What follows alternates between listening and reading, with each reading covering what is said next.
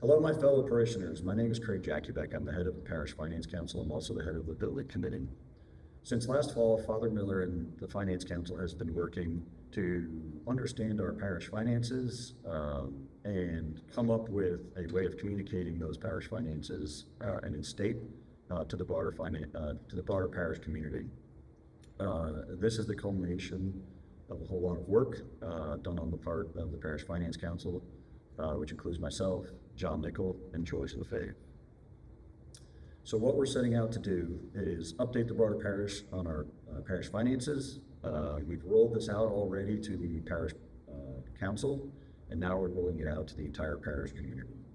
We're going to try to review some of the issues that the parish has been experiencing, help you understand how we've gotten here, and hopefully identify resolutions to those issues and update you on some exciting things coming that we'd like to do at St. Dorothy's as we move forward. Just in terms of helping everybody understand how the Parish Finance Council works and also how the diocesan financial requirements come together. Our fiscal year is July 1st to June 30th. Our Finance Council meets quarterly to advise Father Miller on the state of the parish. We actually meet monthly as a team. The review process for the budget starts in May and culminates in June when the budget is submitted to the diocese and Father Miller signs off on that. Past year, Father Miller gave a homily on changes to our budget, and our budget and our financial performance was also published for several weeks in the entranceway on the monitor.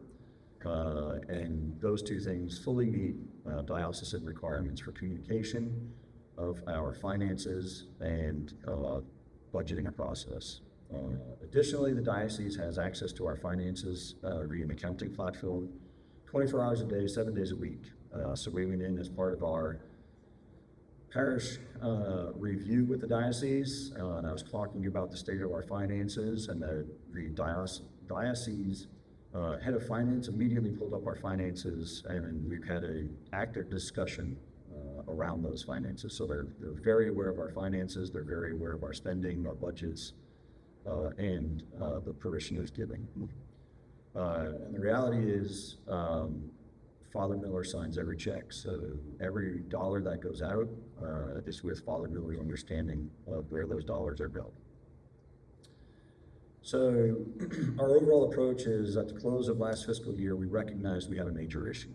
We went from a healthy financial position of in excess of $55,000 in our checking account at the beginning of the fiscal year to less than $10,000 in our checking account at the end of the fiscal year. In July and August, we went back and redid our budgets and communicated our needs to the parish. We had some increase in giving, but it was very limited. Fantastic news was, unlike the prior year, the parish community came together and everybody did a great job. We paid off the DSA and we paid off the priest retirement before the deadlines, and the parish didn't need to dig into its savings to cover the shortfall. In November, our checking account went negative, so we had less funds coming in than funds going out. Prior to this, we've always operated with a healthy financial position, so small variances did make an impact. But when you don't have a lot of cash in your account, one unexpected expense or one phased expense can throw you into the negative, and that's what happened here. The reality is, I know people give to a variety of different things for the parish, whether it's for charity and outreach, whether it's for Stations of the Cross, whether it's for a specific youth group. Those funds are always restricted funds. We always have the funds to cover those. They're earmarked and allocated for that use. We will not make a change to how those funds are deployed without expressly speaking to the donor in advance. When we understand we went negative, we arranged for an internal audit. We're really blessed on the Parish Finance Council to have John Nickel. He's done many audits. And then in January, we began the audit, and we notified the diocese of our hardships as part of the pastoral planning process. In April, the diocese also conducted an internal audit. It's a standard 3-year audit. They reviewed all of our financial processes, controls, and communication requirements, and there were no significant issues found by the diocese, and they felt we're performing in the top 25% of parishes at large, and that's all the parishes of all sizes in the diocese. So the learnings, nothing illegal is taking place, so there's not money kind of coming in and mysteriously trickling out in an unseemly fashion. The 2023 shortfall in parish giving to the DSA and priest retirement came out to about $20,000 that the parish had to cover the shortfall. We did recognize that there's a disconnect between the diocesan accounting system and the banking system, so it's difficult to tell as you're writing checks on an ongoing basis where your cash position is versus outstanding checks. So we rectified that issue. And honestly, when you have a large cash position, phasing of dollars coming in and dollars going out is less of an issue. You always have the cash in the bank to kind of cover the ups and the downs. Discretionary spending honestly could have been managed a little bit differently, particularly through the summer of last year. There were some expenditures that were made that in the end would have still had to be made, but had we known and recognized, going into May and June as we were finishing our prior fiscal year and coming into July and August, had we recognized, that income was going down while expenses were staying steady, we could have delayed the expenditure. That accounted for about $10,000 expenditure. So in the budget, the size of our parish, it's relatively small, but that $10,000 makes a difference, right? The single biggest issue has been the deficit in parishioner donations. That's in real terms and relative to historical increases, and we're going to go through the finances to help everybody understand. So high-level finances in 2021, our donations increased by 11%. Going from 2020 to 2021, they increased. From 2020 to 2021, our donations increased by 11%. From 2021 to 2022, they increased by 13%. So our revenue was in 2022 $510,000. From 2022 to 2023, our revenue actually didn't even increase; it dropped by about 5%. So we went from $510,000 in donations down to $486,000.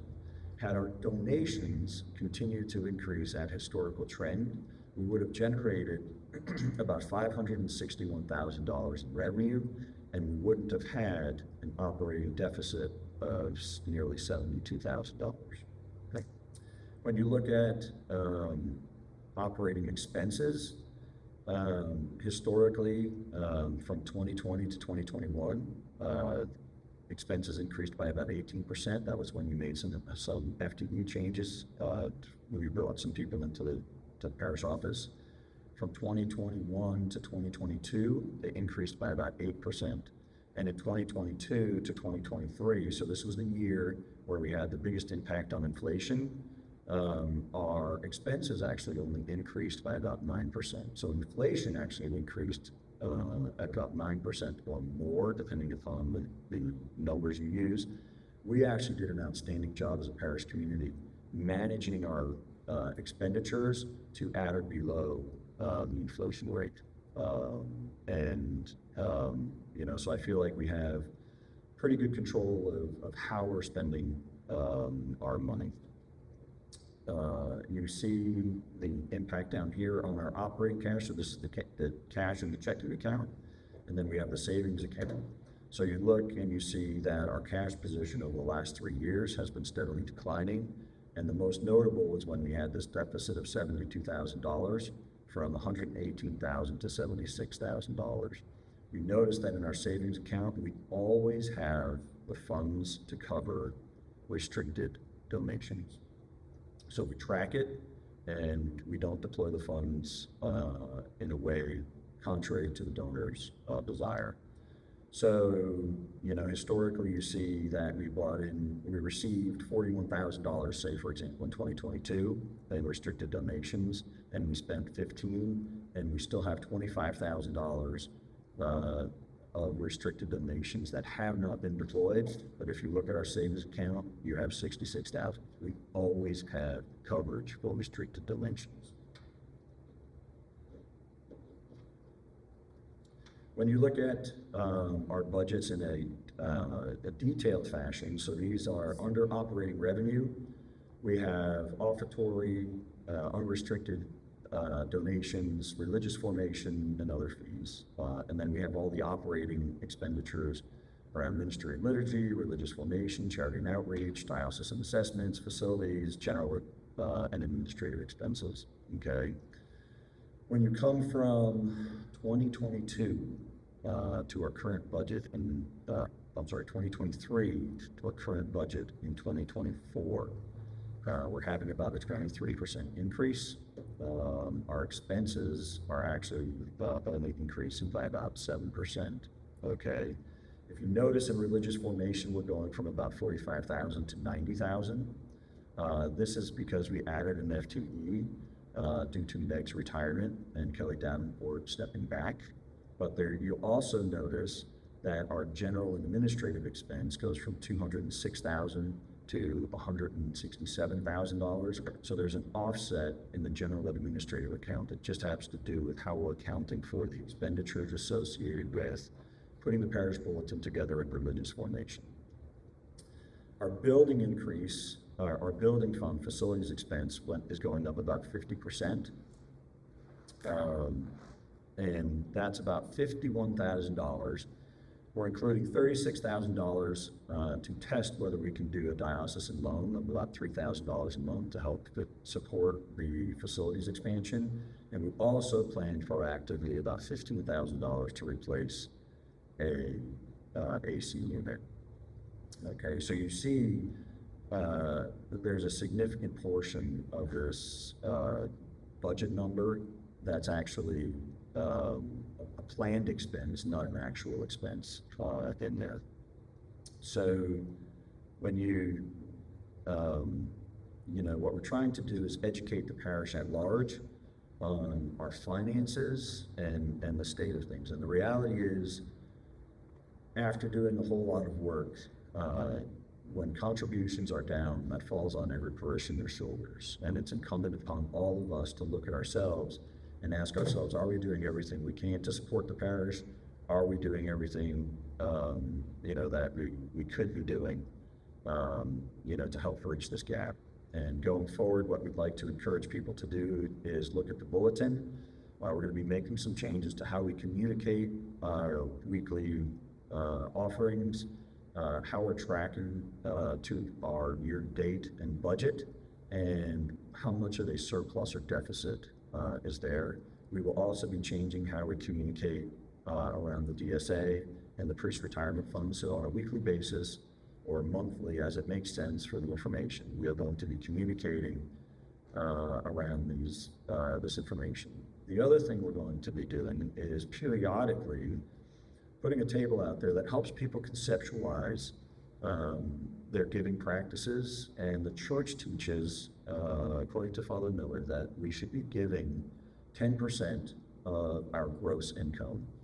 So this is a simple table that basically says if you're a household making $40,000 and you're giving 3%, you should be giving $20 a month, $20 a week.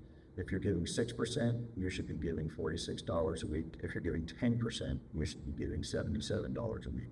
We also break it down into an annualized contribution of 3%, $1,200, 6% would be $2,400, and 10% would be $4,000. We understand all of your contributions aren't necessarily coming to the church. It's charity and giving in the broadest sense. So some of it needs to come to the church and go elsewhere.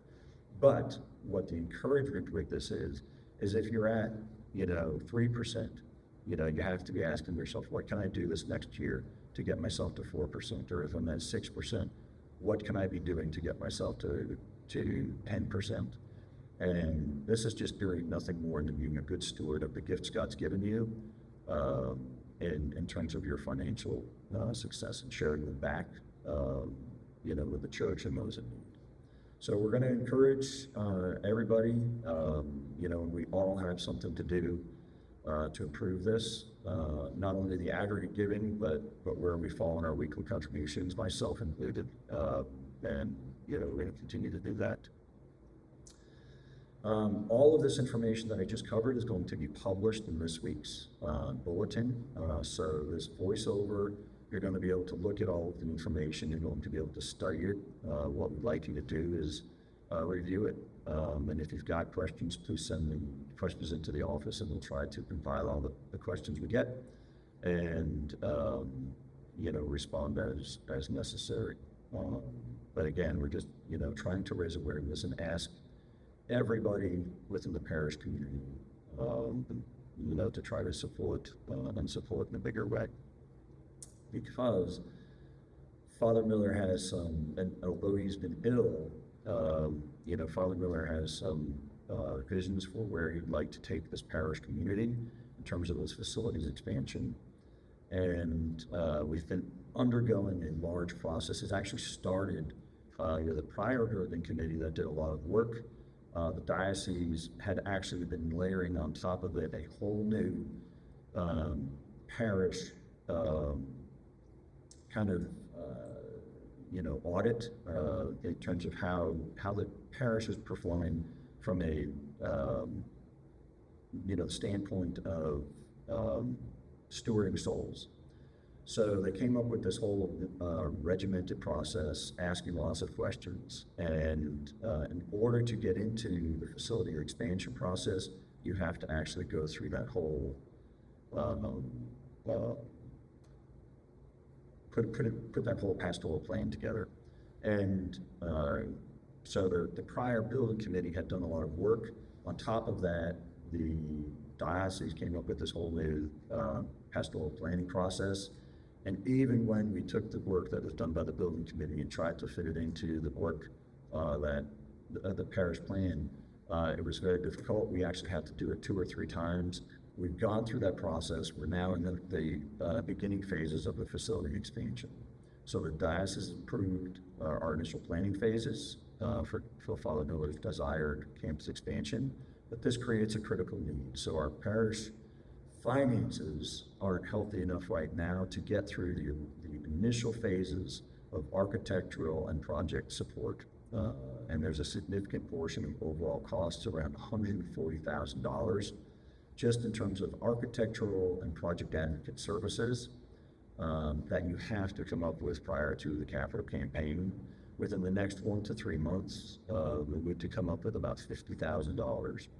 So on behalf of Father Miller and the parish at large, the finance committee is asking everybody to see if they can't do something and donate to the building fund to help bridge this gap. If you can give, an extra $100, it would be greatly appreciated. If you can give $1,000, $5,000, it would be greatly appreciated. You really need to come up with this money so that we can, in fact, get the plans done, close the final gate with the diocese, and get into the capital campaign process and ultimately the building. And I'm going to cover in the next minute here what Father Miller would like to do as far as parish facilities expansion is concerned. So the first thing he'd like to do is have an adoration chapel. We have a bunch of dependencies here, but 24-hour secured access, access for restrooms. We're going to have to relocate. It's going to be where the atrium 1 is. We're going to relocate where atrium 1 is. And we're going to need to actually get some liturgical architecture support for the finish of that. So it's going to be a very beautiful adoration chapel. Number 2, Father Miller for many years has wanted to live back on campus. So we're going to take the existing office space. We're going to convert that back to residence. That's going to require some upfit to the existing building to make suitable for living again. We're going to maintain the office staff and location while we're building a new office space. So we're going to have a greeting area. There are going to be 3 or 4 offices. We're going to have file storage space. small room. There's going to be some bathrooms from the office, and we're trying to get an extra classroom in there. And we're going to be building it in such a way that as future expansions come, we can just plug right into what's there. The target's about a 1,500 to 2,000 square foot facility. We're going to upgrade the bathrooms. So I know at many of the masses, there are significant lines trying to get in and out of bathrooms. We're going to try to do some better handicapped access with those bathrooms and better capacity of bathrooms. So people are able to quickly come out, do their business, and then get back to theirs. The other thing that Father Miller would like to do is upgrade the entry to the church. So we're talking about trying to do a covered entryway, make it look a bit more Catholic in its appearance.